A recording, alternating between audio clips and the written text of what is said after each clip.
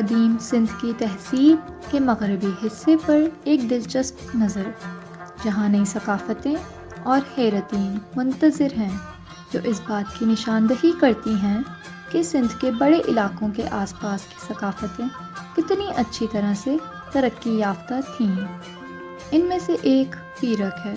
السلام علیکم ویورز، امید ہے آپ سب خیریت سے ہوں گے۔ پاکستان جیوگرافی چینل میں آپ سب کو خوش آمدید۔ بلوچستان پاکستان کا سب سے بڑا صوبہ ہے۔ یہ بہت سے مختلف رہائش گاہوں کے ساتھ ایک ناہموار انتہائی مختلف ماحول سے نشان زد ہے۔ جنوب میں مکران سلسلہ ساحلی میدان سے اندرونی حصے کو تقسیم کرتا ہے۔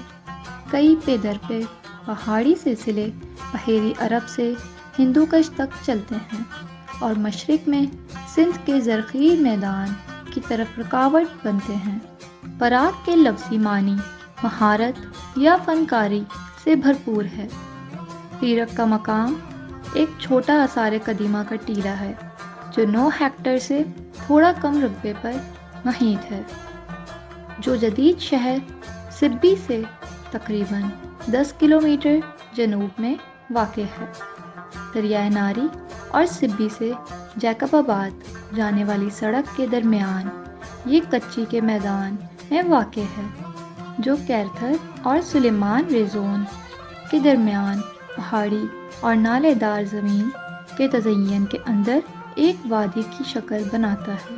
اس جگہ کو آرائکس نے 1956 میں بلوچستان کے ایک عام سروے کے درمیان دریافت کیا تھا، لیکن پہلی کھدائی 1968 کے موسم سرما میں فرانسیسی آثار قدیمہ کے مشن نے ایم جے کیسل اور ایف جے جیرج کی ہدایت پر کی تھی۔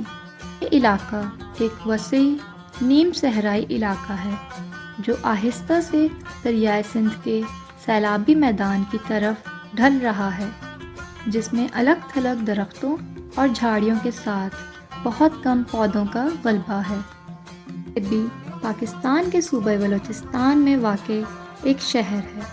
سبی کراچی سے 520 کلومیٹر کے فاصلے پر واقع ہے اور اسلام آباد سے 678 کلومیٹر کے فاصلے پر واقع ہے۔ پیرک جانے کے لیے سبی پہنچنا ہے۔ وادی سندھ کی تہذیب ایک تہذیب تھی جو دریائے سندھ اور دریائے گھگر ہکڑہ کے کنارے پروان چڑھتی تھی، جو اب پاکستان اور شمال مغربی ہندوستان میں ہے۔ اس تہذیب کے دوسرے ناموں میں ہڑیا تہذیب بھی ہے، جو اس کے پہلے کھدائی شدہ شہر ہڑیا کے حوالے سے ہے۔ جنوبی ایشیا میں اس مقام کی تاریخی اہمیت اس لیے ہے کہ اس کی ابتدائی گھوڑے کے واقعات ہیں۔ اس کے علاوہ اس سائٹ پر لوہے کے کام اور لوہے کی نوادرات بھی ہیں۔ ایسا لگتا ہے کہ لوہے کے کام کا بتدریج تعارف ہوا ہے۔ فن تعمیر اور مادی ثقافت کھدائی کرنے والے صافی پیرک میں غیر منقطع قبضے کے 3 مراحل ریکارڈ کرتے ہیں۔ پہلے دور میں ایک بڑے پلیٹ فارم سے جڑی جلی ہوئی اینٹوں کے ڈھانچے پائے گئے۔ مٹی کے برتنوں کا ایک بڑا حصہ ایک موٹا برتن تھا جسے ایپلک بینڈ اور انگلیوں کے نقوش سے سجایا گیا تھا۔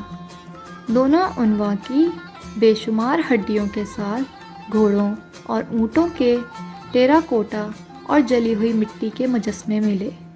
گھریلو گھوڑے کا سب سے اولین ناقابل تردید ثبوت صفی پیرک سے ملتا ہے۔ زمانہ 1700 کے دوران بالغ ہڑیا دور کے بعد سرکلر، مربع یا خمیدہ شکلوں کی ٹیراکوٹا بٹن مہرین عام تھیں۔ دوسرے دور میں بھی بڑی تعداد میں ٹیراکوٹا اور مٹی کے مجسموں کے ساتھ ایک ایسا ہی مجموعہ دکھایا گیا جس میں نہ صرف بختاری اونٹ اور گھوڑے بلکہ سواروں سمیت انسانی شخصیات بھی شامل تھیں۔ تانبے اور کانسی کے بے شمار اوزاروں کے ساتھ ساتھ لوہے کے پہلے ٹکڑے بھی ملے ہیں۔ تیسرے دور 1000 سے 800 نے لوہے کی زیادہ مقدار پیدا کی اور پہلے ادوار کے تمام عناصر کا تسلسل 3 اقسام اور جو کہ 2 اقسام کے ساتھ یہاں چاول اور جوار بھی پائے جاتے ہیں، جو اس خطے میں ان 2 اناج کی پہلی ریکارڈ شدہ ظاہری شکل ہے۔ نوادرات مل گئے، پیرک میں پانی کا گھڑا ملا، مٹی کے برتنوں کے علاوہ ہڑیا کی روایات کے مطابق پہیوں والے اونٹ کے مجسمے ٹیرا کوٹا بھی پیرک میں پائے گئے۔ اس مقام پر لوہے سے بنی اشیاء بھی موجود تھیں، مختلف مہریں بھی پائی گئیں۔ کاشتکاری بعد از شہری پیرک میں چاول کی کاشت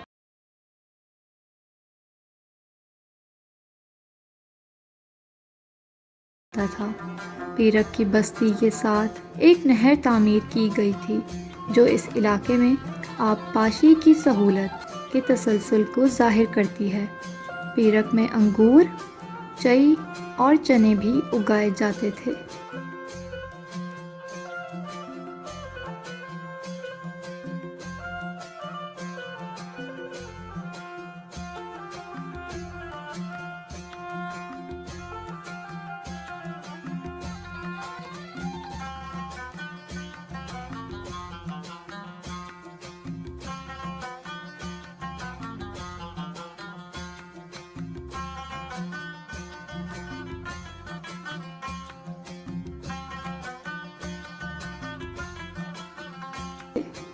امید کرتی ہوں ویورز آپ کو ہماری ویڈیو پسند آئی ہوگی۔ اس ویڈیو کو لائک اور چینل کو سبسکرائب کرنا مت بھولیے گا۔